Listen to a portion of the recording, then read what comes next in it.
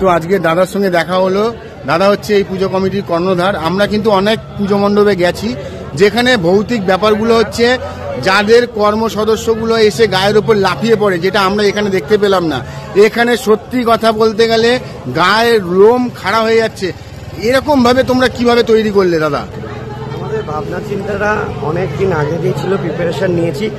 সব জায়গায় ভূতগুলোকে দেখায়, গায়ের মধ্যে বাচ্চারা ঢুকতে পারে না। এমনি একটা তো ভূতের প্যান্ডেলে আতঙ্ক থাকে, কিন্তু এইটা আমরা করেছি ভূতের ছাওয়া দেখাচ্ছি। ভূতটা কিভাবে আসে, আসলে ভূত কিন্তু বাস্তবে দেখা যায় না।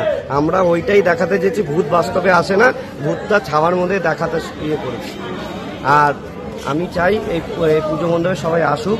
আমরা লাইভ শো করছি 6টা দিয়ে 12টা অবধি। প্রতিটা দর্শনদারি আসুক, আমরা সুব্যবস্থা করছি তাদের জন্য, সুস্থভাবে যেন আমাদের প্যান্ডেলটা দেখতে পারে।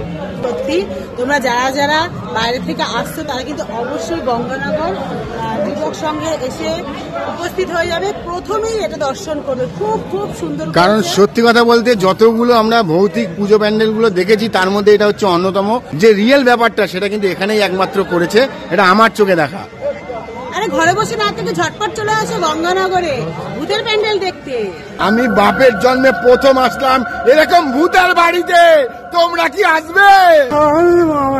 ভূতের প্যান্ডেল দেখুন বন্ধুরা, এখানে অবশ্যই আসবেন।